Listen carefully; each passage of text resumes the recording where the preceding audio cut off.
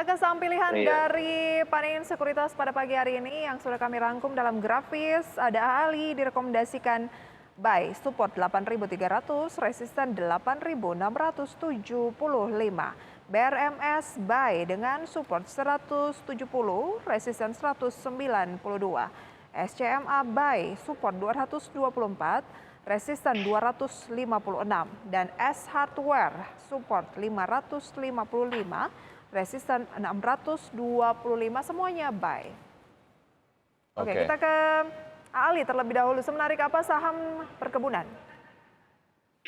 Iya, kalau saya sih bukan lebih kepada aspek perkebunannya ya, karena saat ini saya melihat ada sistematis risk di pasar. Nah, otomatis topik untuk rekomendasi belinya adalah saham-saham yang secara volatility atau misalnya posisi harga udah posisi jenuh jual gitu. Nah, kalau saya lihat hal ini masih ada potensi technical rebound nih Mbak untuk jangka pendek Mbak, seperti itu. Oke, artinya ada indikator spesifik terkait dengan AALI sehingga Anda kemudian memilih AALI sebagai satu emiten ataupun saham yang menarik dibandingkan dengan saham-saham berbasis perkebunan lainnya begitu ya? Betul Mas, seperti Oke, itu. bisa mencapai harga resistensinya di 8.675 dalam jangka investasi berapa lama Mas Indra? Iya, karena ini time frame-nya technical ya Mas ya. Saya sih lebih ngeliat lebih ke weekly ya, weekly period ya. Hope so in this week or next week lah seperti itu Oke. Mas. Sambil mengikuti juga dinamika pasar ya Mas. Berarti ini jangka pendek saja, Mas Indra ya? Betul, topik yang menjadi topik pilihan saya hari ini lebih ke jangka pendek Mbak. Oke, Oke. hal yang sama untuk BRMS, meskipun sektornya berbeda ya, jangka pendek. Betul, seperti itu Mbak. BRMS Anda rekomendasikan tadi dengan support di 170, resisten di 192. Secara teknikal semenarik apa BRMS? Karena ini jangka pendek berarti melihat peluangnya itu lebih ke teknikal ya. Ya, kalau saya lihat saat ini BRMS kenapa jadi topik karena dari volatilitasnya lagi tinggi, kemudian sentimennya masih positif, terutama gugu Braki ya, Bumi dan BRMS ini ya, dua ini menjadi jargon utama rata-rata apabila saham Buminya menguat, saham BRMS-nya juga ikut menguat seperti itu Mas. Saya lihat Baik. sih untuk BRMS sendiri masih ada potensial upside ya, Mas. Ya. Mas. Oke, nampaknya secara harga terakhir ada di level 177, artinya mendekati level support yang Anda rekomendasikan. Berarti tinggal tunggu sedikit lagi bisa kemudian masuk ke BRMS begitu ya? Iya. Baik. Oke, SCMA bagaimana dari media ya? Betul, betul.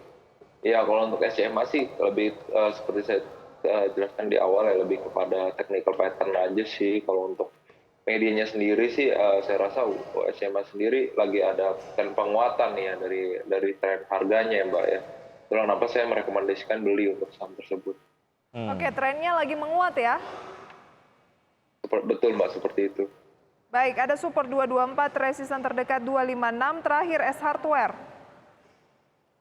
Ya kalau S Hardware karena saya lihat kinerjanya sih untuk kuartal 3 ini masih cukup oke ya, cari rounder terus juga dari penjualan juga dia cukup oke, masih flat walaupun growth-nya flat, growth-nya terbatas tapi secara penjualan masih oke, terus juga sahamnya udah cukup bottoming sih Mbak, seperti itu. Baik, oke. Itu tadi dia saham-saham yang Anda rekomendasikan dan pemirsa tadi juga Anda sudah menyaksikan di layar televisi dan usaha jeda berikut. Kami akan lanjutkan perbincangan, tetap bersama kami di Market Blast.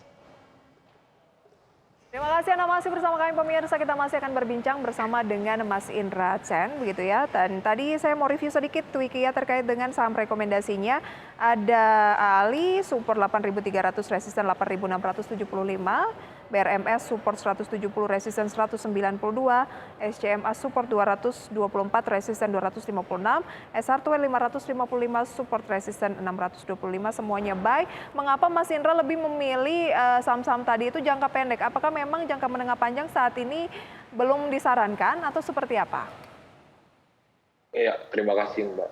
Mengingat kondisi daripada bursa global ya, bursa global itu masih volatile, itu masih uncertainty-nya masih tinggi ya, apalagi Fed ini mungkin akan melakukan aksi kenaikan rate-nya tuh di Desember nanti gitu loh. Nah, Terus juga melihat bursa kita nih di rentang 7.000 nih lagi rawan koreksi sekali di level psikologi level gitu loh. Nah, saya Baik. khawatir di indeks level 7.000 ini nggak mampu bertahan dengan sentimen yang ada ya. Nah, hal itu kan akan menyebabkan systematic risk lebih ke seluruh saham secara makro ya. Nah, untuk itu kenapa saya merekomendasikan secara short term ini lebih kita topik untuk buy and sell dalam rentang yang pendek, Mbak, seperti itu. Baik, kita ke sektor retail, Mas Indra, since Anda tadi membahas Ace Hardware, begitu saya ingin menganalisa dari sektor retail sendiri, ini adalah salah satu sektor yang nampaknya mendapatkan berkah di akhir tahun karena memasuki festive season. Selain ada sektor retail, ada juga sektor consumer goods. Untuk dua sektor ini di akhir tahun proyeksinya seperti apa dan mana yang nampaknya cukup menarik lah, setidaknya dicermati sampai dengan awal tahun 2023? Iya, terima kasih, Mas. Kalau misalnya kita berbicara sektor retail ya, harusnya tuh di festive season, Natal tahun baru nanti bulan depan, itu seorang spending akan tinggi ya, terutama untuk consumer ya. Nah, tapi kita lihat dulu nih, faktor inflasi yang disebabkan oleh kenaikan BBM itu akan berdampak seberapa jauh gitu kan. Jangan-jangan retailnya itu malah nahan konsumsi di akhir tahun ini gitu loh. Mereka cenderung lebih ke saving, Mas. Saya khawatir lebih ke arah sana. Jadi yang harus menjadi indikator adalah indeks kepercayaan konsumen dulu nih. Misalnya indeks kepercayaan konsumen tinggi, nah ada kemungkinan di Desember ini mereka akan spending, Mas, seperti itu. Menurut Mas Indra, sektor yang masih akan paling leading sampai dengan akhir tahun, sektor apa saja? Kalau saya saya masih ada asumsi saya masih di mining sih, Mbak, seperti itu. Finance. Mining. Mining, Oke. Dan tampaknya itu terlihat ya dari pembukaan perdagangan pada pagi hari ini ketika indeks harga saham gabungannya melemah turun 0,08%. Justru beberapa mining positif seperti Harum tadi Inco masuk dalam top gainers kita.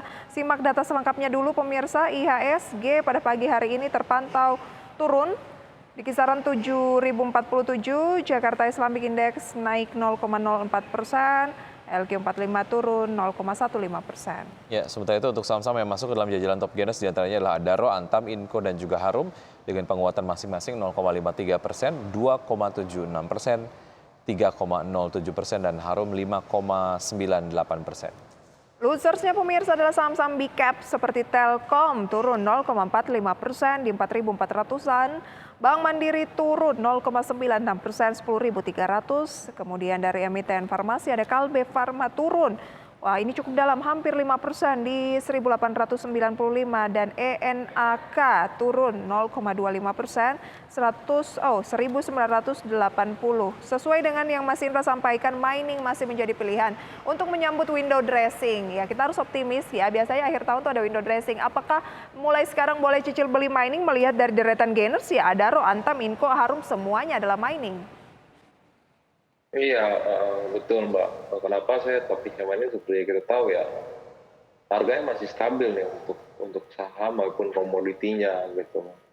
Dan juga saya lihat sih efek daripada preparen dan sebagainya itu nggak begitu berdampak signifikan ke harga komoditasnya gitu. Nah, itulah kenapa alasan saya memilih topiknya mining gitu. Nah, kalau potensi window dressing saya rasa ada ya.